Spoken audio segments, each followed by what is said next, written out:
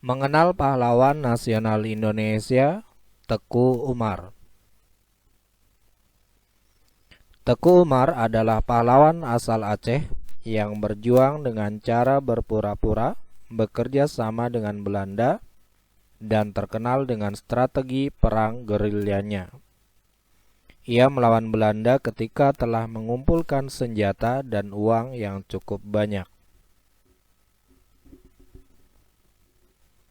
Teku Umar dilahirkan di Melaboh, Aceh Barat pada tahun 1854.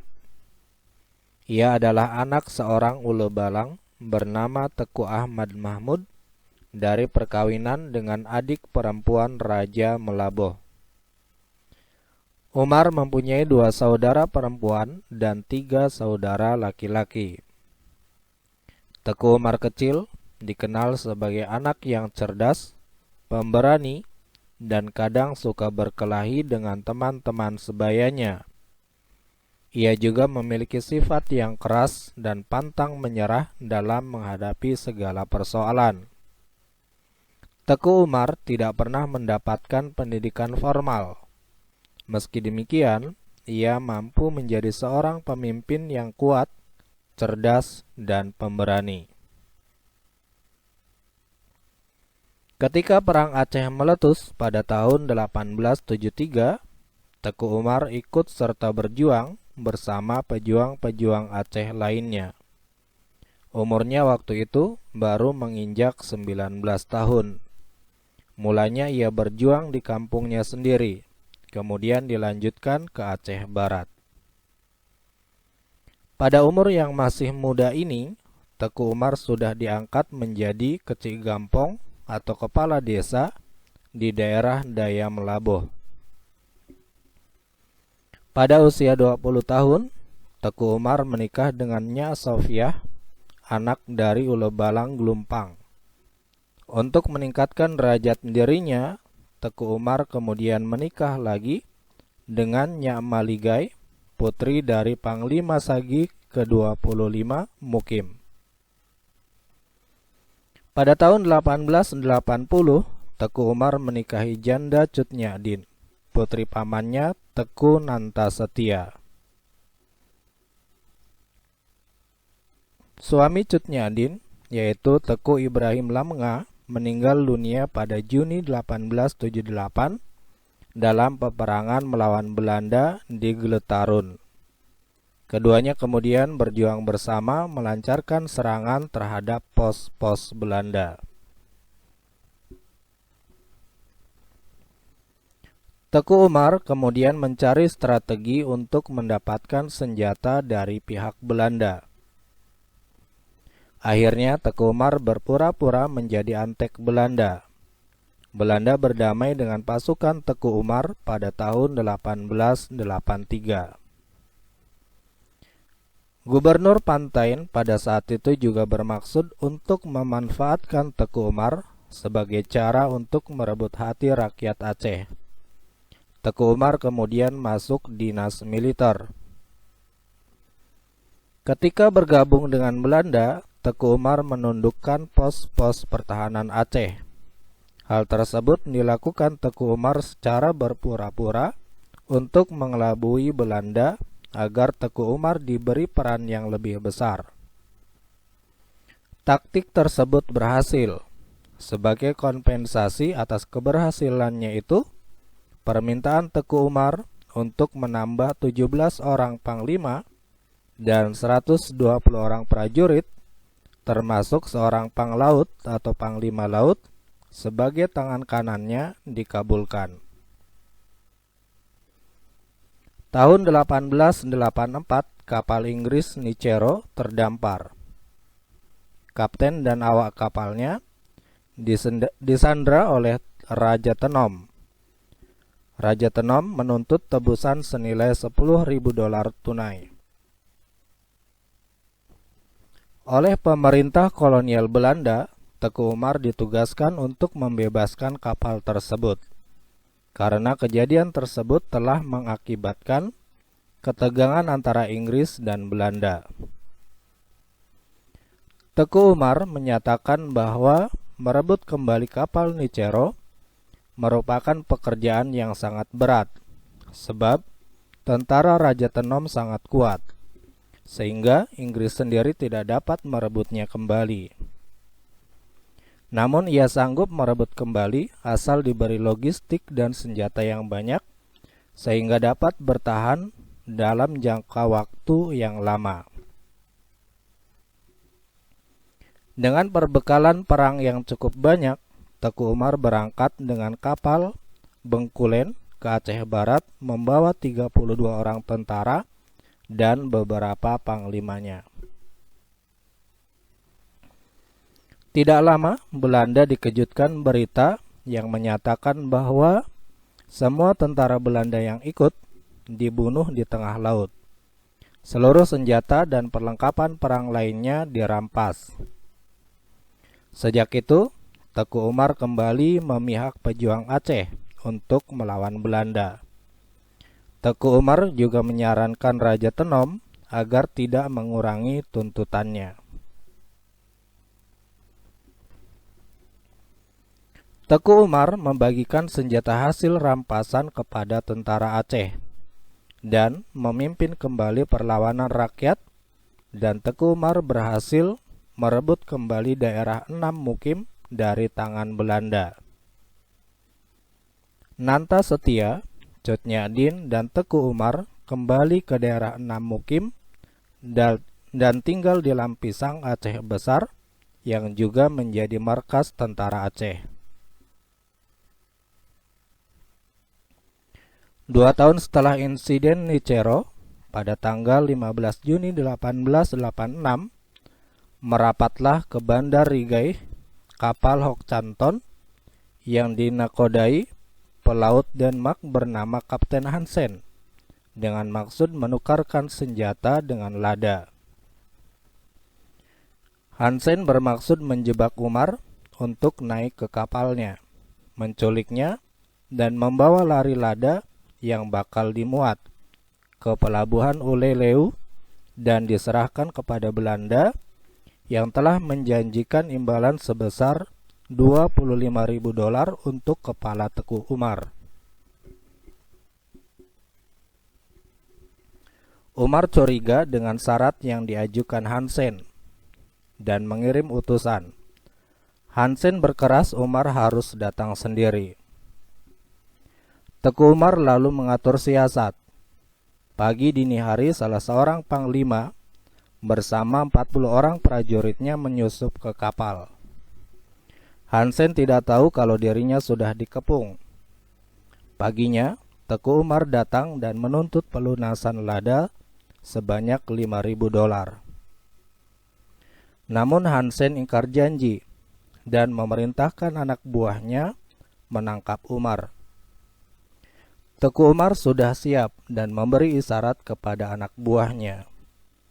Hansen berhasil dilumpuhkan dan tertembak ketika berusaha melarikan diri. Nyonya Hansen dan John Fay ditahan sebagai sandera, sedangkan awak kapal dilepas. Belanda sangat marah karena rencananya gagal. Perang pun berlanjut. Pada tahun 1891, Tengku Cik Ditiro dan Teku Panglima Polem 8, Raja Kuala atau ayah dari Teku Panglima Polem 9 Muhammad Daud, gugur dalam pertempuran. Belanda sebenarnya sangat kesulitan karena biaya perang yang terlalu besar dan terlalu lama. Teku Umar sendiri merasa perang ini sangat menyengsarakan rakyat. Rakyat tidak bisa bekerja sebagaimana biasanya. Petani tidak dapat lagi mengerjakan sawah dan ladangnya. Teku Umar pun mengubah taktik dengan cara menyerahkan diri kembali kepada Belanda. September 1893, Teku Umar menyerahkan diri kepada gubernur Belanda di Kutaraja bersama 13 orang. Panglima bawahannya setelah mendapat jaminan keselamatan dan pengampunan. Teku Umar dihadiahi gelar Teku Johan pahlawan Panglima Besar Nederland. Istrinya Cutnyadin sempat bingung, malu dan marah atas keputusan suaminya itu. Umar suka menghindar apabila terjadi percekcokan. Teku Umar menunjukkan kesetiaannya kepada Belanda dengan sangat meyakinkan. Setiap pejabat yang datang ke rumahnya selalu disambut dengan menyenangkan. Ia selalu memenuhi setiap panggilan dari gubernur Belanda di Kutaraja dan memberikan laporan yang memuaskan, sehingga ia dapat kepercayaan yang besar dari gubernur Belanda. Kepercayaan itu dimanfaatkan dengan baik demi kepentingan perjuangan rakyat Aceh selanjutnya. Sebagai contoh, dalam peperangan Teku Umar hanya melakukan perang pura-pura dan hanya memerangi Ule Balang yang memeras rakyat. Pasukannya disebarkan bukan untuk mengejar musuh, melainkan untuk menghubungi para pemimpin pejuang Aceh dan menyampaikan pesan rahasia. Pada suatu hari di Lampisang, Teku Umar mengadakan pertemuan rahasia yang dihadiri para pemimpin pejuang Aceh, membicarakan rencana Teku Umar untuk kembali memihak Aceh dengan membawa lari semua senjata dan perlengkapan perang milik Belanda yang dikuasainya. Cutnyadin pun sadar bahwa selama ini suaminya telah bersandiwara di hadapan Belanda untuk mendapatkan keuntungan demi perjuangan Aceh. Bahkan gaji yang diberikan Belanda secara diam-diam dikirim kepada para pemimpin pejuang untuk membiayai perjuangan. Pada tanggal 30 Maret 1896, Teku Umar keluar dari dinas militer Belanda dengan membawa pasukannya beserta 800 pucuk senjata, 25.000 butir peluru, 500 kg amunisi, dan uang sebanyak $18.000.